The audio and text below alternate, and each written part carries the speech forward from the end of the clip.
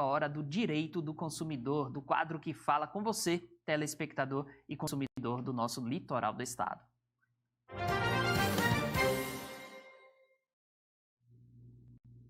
Se o assunto é direito do consumidor, o nosso convidado é ele, Dr. Maurício Vitor. Muitíssimo obrigado por comparecer novamente aqui no estúdio da TVCI. Toda quarta-feira temos um encontro marcado aqui na telinha da TVCI e hoje vamos falar sobre golpes na internet.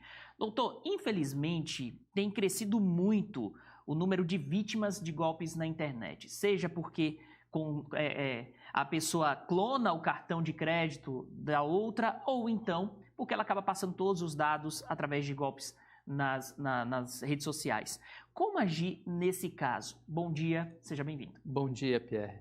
Complicado, né? Hoje a gente tem muita dependência de alguns serviços, né, prestados por instituições bancárias, administradoras de cartão de crédito, em relação à internet e aplicativos, né?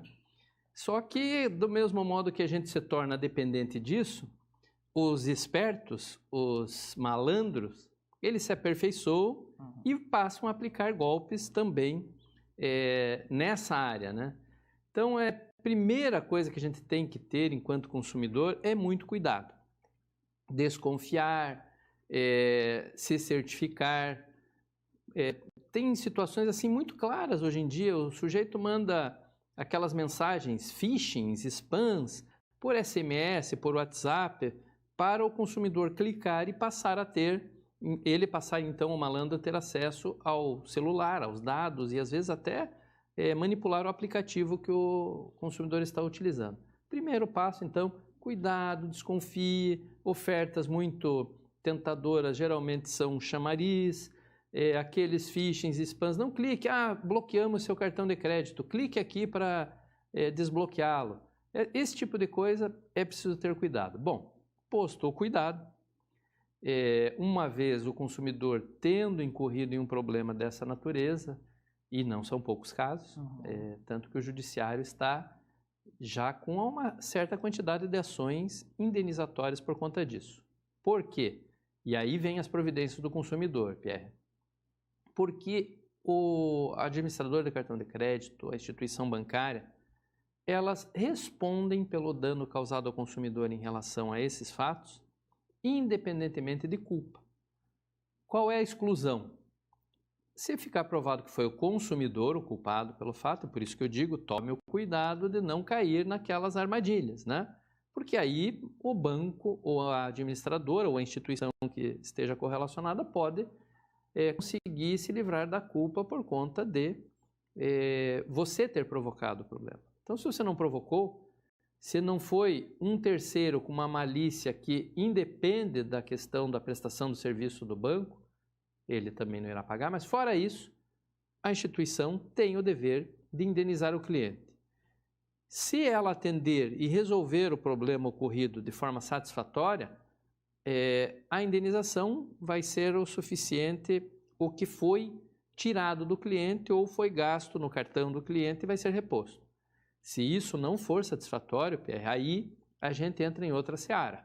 Aí essa instituição vai ser responsável pelo pagamento de danos morais, além dos materiais, ao consumidor. Deixa eu ver se eu entendi então. Vamos lá. Se porventura eu recebi um link, cliquei nesse link e passei os meus dados para a vítima acreditando se tratar de algum negócio. Nesse caso, a instituição financeira ela fica livre de ter que indenizar o consumidor, mas se porventura, no outro exemplo, um hacker invadiu o sistema do banco e aí roubou dinheiro de vários clientes e não tem nada a ver com um erro meu, um equívoco meu, nesse caso eu recebo o meu dinheiro de volta? É mais ou menos esse o raciocínio? É mais ou menos esse. Claro que vai depender, você vai colocar essa situação para uma discussão judicial, né? E muitas das vezes, até esse phishing ou spam que veio para você, podem ser imputados à própria instituição, porque os seus dados foram vazados de algum modo, né? Mas basicamente é isso. Se você contribuiu, né, para o fato, pode ocorrer de você não ser indenizado. Mas se não houve uma contribuição clara sua, a instituição é responsável por resguardar a segurança da operação, é o que diz o Código de Defesa do Consumidor, ela responde independentemente de culpa. Agora, doutor, é muito comum de repente surgir um site com promoções, um televisor que custa R$ 2.000 é vendido por 600 nesse site, e aí o consumidor se sente tentado, acredita que está diante de uma oferta imperdível, vai lá, compra e quando vê nunca recebe o aparelho. Como agir nesse caso? Bom, nós comentamos aqui e reputo um programa importante que a gente fez aqui, os deveres do consumidor, né? Um dos deveres é a precaução, né? É quase evidente, muitas das vezes, que uma oferta é irreal quando ela vem acompanhada de um preço que não se pratica. Hoje até os malandros, os mais espertos, têm esse cuidado de não chegar nesse nível, né? Eles deixam uma certa dúvida ao consumidor. Mas se for exagerado, não adianta o consumidor depois querer imputar responsabilidade a terceiros, né? Está claro que trata-se de um golpe e você não se precaveu. Dificilmente você, embora tenha o direito ao ressarcimento, vai recebê-lo porque quem promoveu o golpe não dispõe de patrimônio ou condição para ter ressarcido.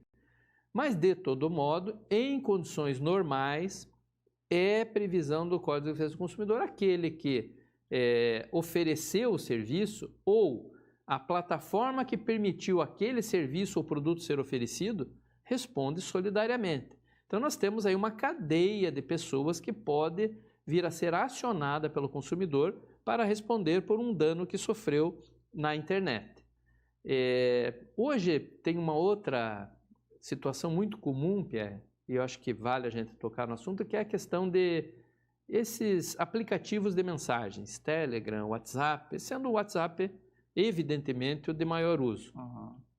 É uma novidade para a nossa legislação. Por quê? Porque não é você que tem a relação com o WhatsApp, né? O WhatsApp, em tese, não estaria fornecendo um serviço para você. Ele põe um serviço no mercado e você e os outros estão se utilizando dele. Então, nós temos hoje uma situação que a jurisprudência tem que enfrentar e, modestamente, opinião minha, né?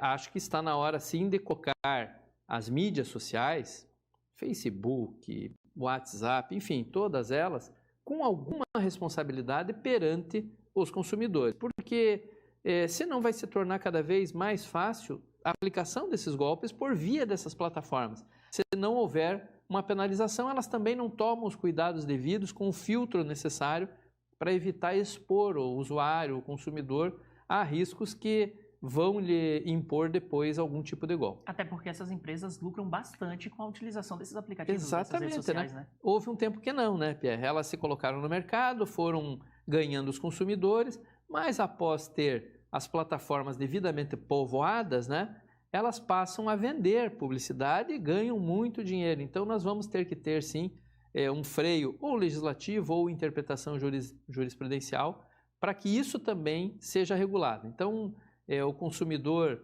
tem que ficar atento, tem que fazer valer seus direitos, tem que brigar por eles, para que a gente tenha não só a modificação da legislação, mas como a interpretação jurisprudencial possa vir em socorro a algumas demandas que hoje acontecem com o consumidor em razão dessas novas formas de utilização de todos os serviços. Doutor, uma telespectadora do Bom Dia Litoral, a Josiane Rink, e aqui eu já agradeço a participação, ela comentou na transmissão ao vivo falando que pagou um boleto falso. Ela recebeu o boleto, acreditou se tratar de uma conta que ela realmente tinha para pagar e depois foi ver que era um boleto falso. Como agir nesse caso? Pois bem, geralmente as empresas querem se isentar de responsabilidade nesses casos, né? Mas não tem como. É um caso de reclamação com a empresa, se não houver o devido ressarcimento, procure os órgãos que a gente costuma apontar aqui, ou seja o PROCON, sejam os sites que auxiliam os consumidores, reclameaqui.com.br, consumidor.gov.br, e vá buscar os seus direitos para se ressarcir. Você pagou o boleto. Aqueles dados do boleto não foram, por acaso, cair na mão de picaretas, de malandros. Alguém deixou que aquilo vazasse. E tem que ser de quem detém o crédito, né? Quem conhece o débito do consumidor é o seu credor. Então, o seu credor deve, sim, lhe isentar daquele pagamento, tomar os cuidados para que não ocorra novamente. E se isso se tornar maçante, cansativo, problemático, um transtorno para a sua vida, além da indenização por este pagamento indevido, renove-se, procure por um profissional do direito para ir buscar os danos morais que você sofreu com esse transtorno aí que modificou o seu dia a dia. Doutor, muitíssimo obrigado pela participação no Bom Dia Litoral de hoje. Até a próxima semana. Eu é que agradeço mais uma vez, Pierre, a você, aos nossos telespectadores, a toda a equipe e até a próxima quarta, se Deus quiser.